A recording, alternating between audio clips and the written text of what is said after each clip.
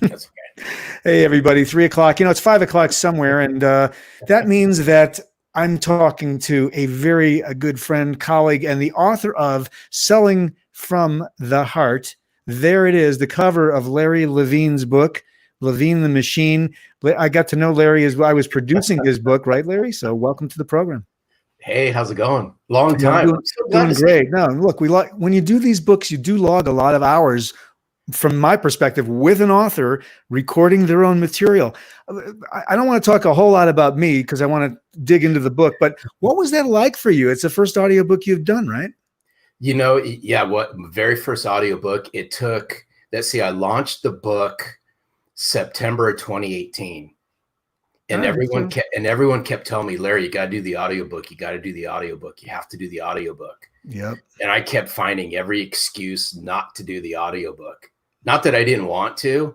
It's just, it was Well, an excuse. it's a time-consuming endeavor, and if you haven't done it, it feels a little bit overwhelming because we were fortunate enough to meet, and I was able to help you get it done. And it's not easy, and it takes time, and there's retakes and outtakes, and that's production. But I do think I have a theory, and I'm curious if this was your experience. When you read your own work, what's that like? Does it like reconnect you to the ideas and just orating your own words? What's that like? Well, it was it because we walked through this together, David. So I remember when I first started to read the book, I didn't know what to expect. I really didn't. And I think I told you, like, after chapter 1, I'll probably find my flow in this. Yes. And all of a sudden I go, I'm bringing the book to life. And I remember that. I remember sharing it with you. Yes. All of a sudden, because now it was bringing back memories of writing the book as I was reading it. So then, it probably took longer than expected because I would laugh and there's so many outtakes and blunders and things like that. But that's what makes it fun. But yeah, there's all the outtakes and blunders and that, but you did find a zone, and I noticed it while we were working together, where it was just like you were talking to me, like one to one. It just and you felt that. That's, I think, what you're talking about. That point where you relaxed into it, and I just felt like you were telling me a story. yeah, and I did. Thanks. And you made it easy.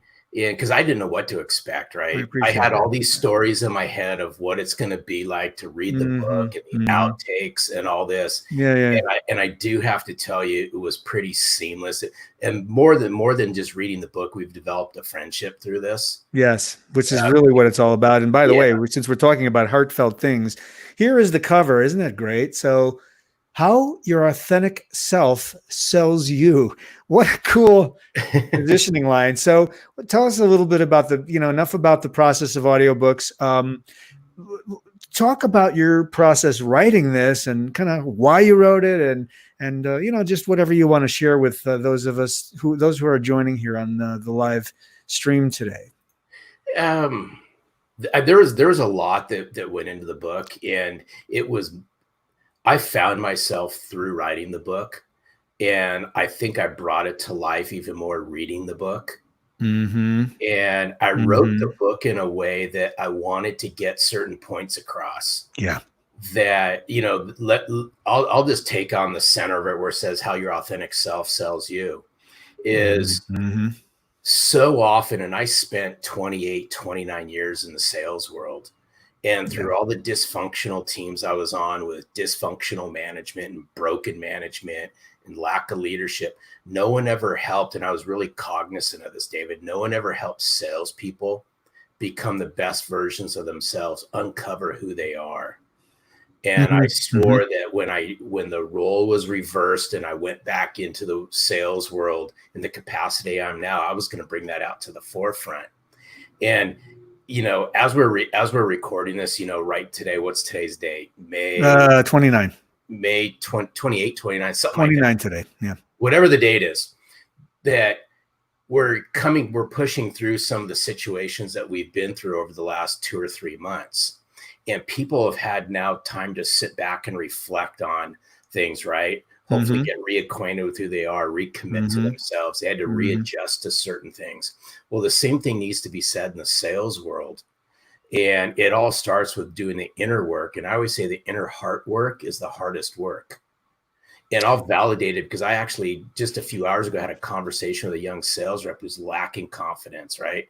Who hasn't done the inner work, and that inner work's eating at him. And it's all the stories in our head. I always say the stories in our head are the stories that we tell. Yep. And we tell ourselves all these stories because we haven't spent the time to do the tough work. And the tough work is inside of us. So if you're not willing to do that hard work, then everything else becomes even harder.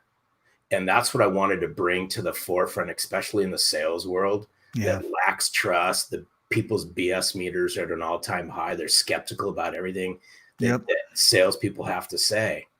And rightfully so, because the profession's done it to themselves. But if we really bring the best version of ourselves and we're truly genuine, we understand that everybody is authentic. It's just, to me, authenticity is a lifestyle, not a light switch. Oh, I love, we all have the capability, but it's the choices that we make. Yeah. Again, I'll show you the cover for everyone watching. It's Selling from the Heart, available everywhere where fine books are sold. Of course, Larry and I worked on the audio together. Larry, thanks for doing this on a Friday afternoon. Really appreciate you. This is the very first live on StreamYard that we're doing with our author profiles, and I appreciate. He said you diving in with me to explore this new territory as I learned this this nice platform, StreamYard. I'm digging it. So plus, I can't tell you no, man. Well, I appreciate it, man. Have a good weekend. Have a good weekend to you. Thanks everybody for watching, and we'll see you next Friday. Hey, take care.